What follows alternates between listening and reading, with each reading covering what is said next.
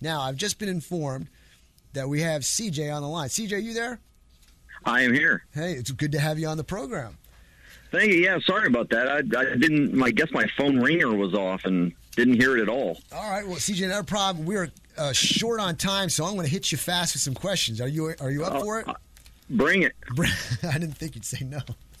Hold on. Let me get my notes here. I've got my notes all set up pretty and all that kind of stuff. But first, let me tell everybody who you are. A lot of people know who you are, but we're going to make sure that the ones that don't do know who you are. Ladies and gentlemen, CJ Grisham. I'm going to give you a quick bio on him. CJ Grisham arrested while engaged in legal carry, helping his son toward his goal as Eagle Scout, started the open carry movement in Texas. CJ is a soldier, rancher, husband, and father. He has served multiple tours in Iraq and the Middle East. He has been a strong advocate for the limited government. His efforts to protect the Second Amendment freedoms as president of Open Carry Texas has received national acclaim, including being named one of the 5 finalists for 2004 Texan of the Year by the Dallas Morning News, the NRA's 2013 Defender of Freedom Award, and the NRA's 2014 Outstanding Leadership Award. So that's who we have on the phone, ladies and gentlemen, plus probably just a darn good guy. Okay? So, CJ... It depends on who you talk to. Yeah, I guess, right? They all say that about me, too. CJ, I'm gonna hit you hard because, like I said, time's running out, and we're going to have to make this short. Like I do with all my guests, I write questions down, and I send them to my guests because I want the question to be clear, and I want the answers to be thorough. So, once again, here we go. There's no tricks here. CJ, question number 1. Why are you so aggressive in the promotion of open carry? I'm talking about your methods of making the citizen aware of their gun rights. And by the way, most of the time, I'd have to say 95% of the time, I dig it. Go for it. Well, the reason I'm most aggressive is because the gun control lobby is equally aggressive. And the only way that you can combat aggression is with aggression. And, for far too long, us gun rights people have tried to play with the kid gloves. We've capitulated. We've given them ground. And I'm tired of giving them ground. So the reason I'm so aggressive is because the gun control lobby is so aggressive, and they're so pervasive in our society, beginning in our schools and ending all the way up at our president. That is so foreign to so many people. I totally know where you're coming from. And you think, why can they get away with it? And why can't we do it? It's because just nobody's engaged themselves. You have engaged yourself, and you've had tremendous success. I'll tell you what, there's been so many times that we've asked questions. Hey, can you carry a rifle in your car? Can you carry a rifle in the back window of your truck? And you get 1,000,001 answers. You have clarified that for so many people. That's right. That's great. Okay, let me go to question number 2. What will you do, or what are your goals and objectives if you're elected into the Texas Senate? Everybody, he's running for Texas Senate. I should have made that aware, too. My goal and objective is to make Texas freer and stronger. I want to get the federal government out of every aspect of our lives. So I want to fight for an Article 5 convention of the states in which we, as the states, finally stand up to the federal government and say enough is enough. And I just want to if we can just get them out of our lives to the greatest extent possible, put them back in place as to what their constitutional responsibilities are, that is going to be my number one goal.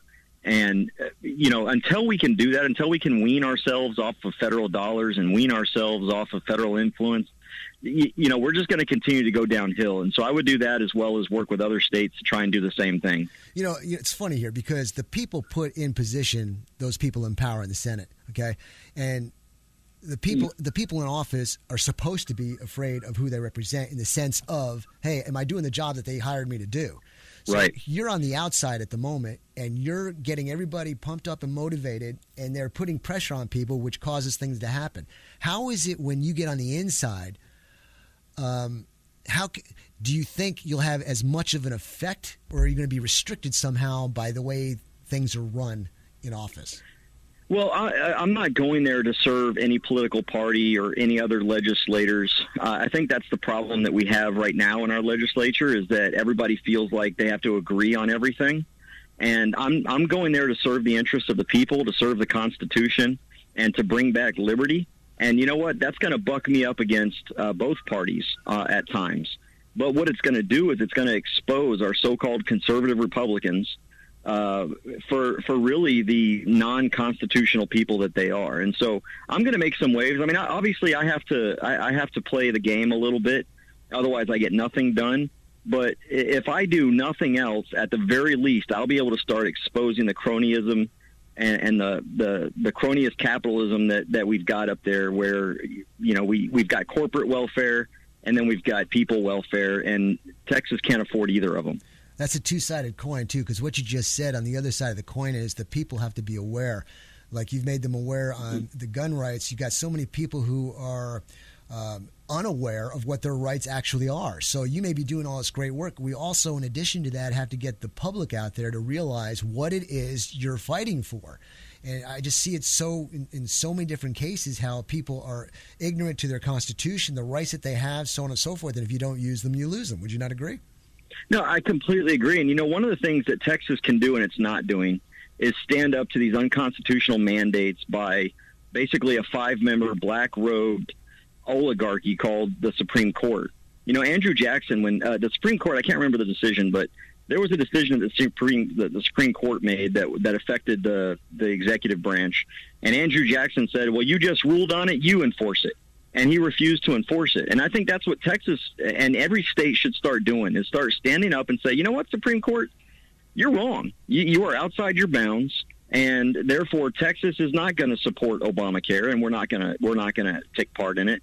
Texas is not going to support gay marriage, and we're not going to take part in it. And what are you going to do about it? Right. Let the Supreme Court try and enforce their decisions. I don't know where you stand on this, and I'm not asking this question to give an answer. I'm making a comment here. Like, I look at Trump and how he has stirred so many people up and made them aware of certain situations. Whether you like them or you don't, that's not the point here. The point is they have been awakened and stirred, and it's like they're moving, and it's exciting to see that. That's what we need here and everywhere, is to get the people aware, awakened, and excited, and to participate. I'm always saying, don't be an active participant, So that's what hopefully, when you get in there, that's what's going to happen. So very good. All right, time's running out. Let me ask you another question.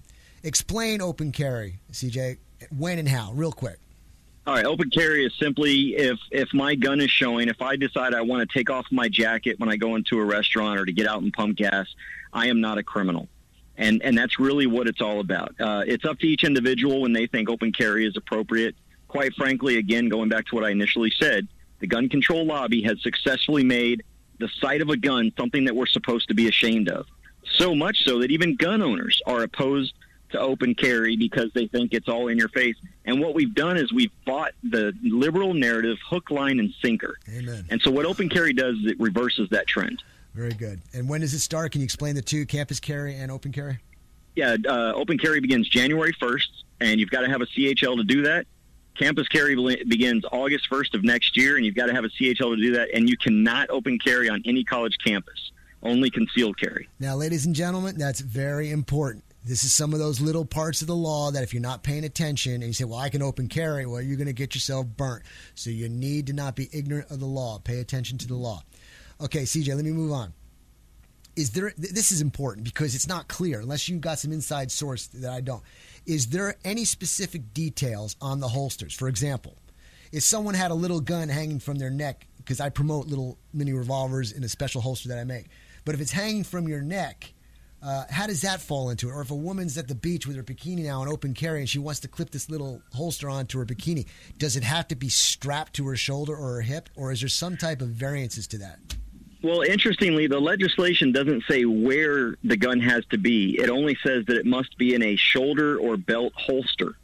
So to the letter of the law, if you have a holster that can clip to your belt or can clip to your shoulder or whatever, and you put it on your ankle, then technically that meets the letter of the law. I think that's going to be something that we're going to have to challenge. I don't see. I'm pretty sure we can challenge the constitutionality. It might take someone getting arrested, exactly, because they see an ankle holster. But the law only says it's got to be in a belt or shoulder holster. It doesn't say where it needs to be, and it says it's got to be on or about the person. So, and the reason I bring this up is there's so many times when an officer doing his duty, and man, I know he's got 1,000,001 freaking laws he's got to remember. I understand that.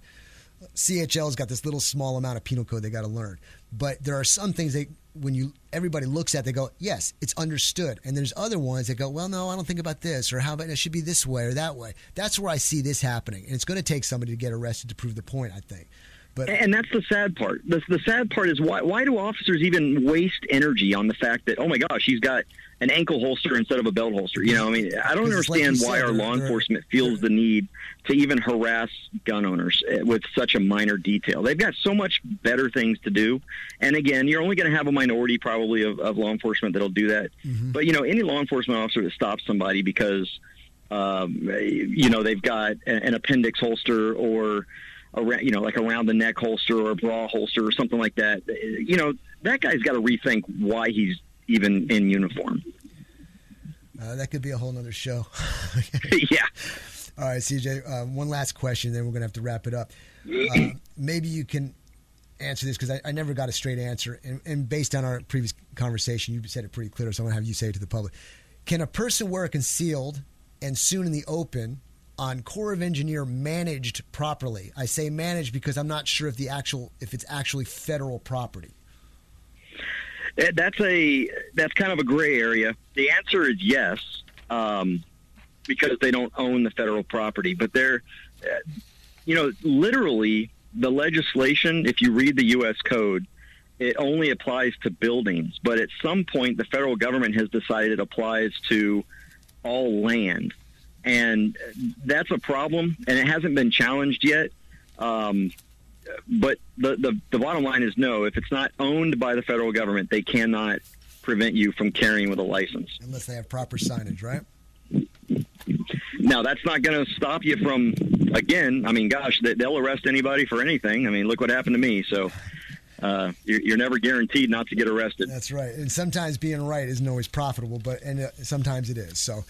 Exactly. CJ, look, I can't stop the time from ticking. I've got to do another section here. I thank you very much for making the time to come on the show. We'd love to have you on again, maybe in the near future where we're not cut so short on time and get a little bit more in depth on some topics here. But is there anything, final 20 seconds that you want to say to have people come to you and see what you're doing? Well, you talk about standing up. I need people to stand up. I need people to stand for liberty. Go to cjgrisham.com and help me fight. All my opponents are trying to buy this election, and let's show them that this seat is not for sale. Sounds great. CJ, once again, thank you very much, and we'll be talking to you soon. All right, you too. Take care, man. Bye-bye.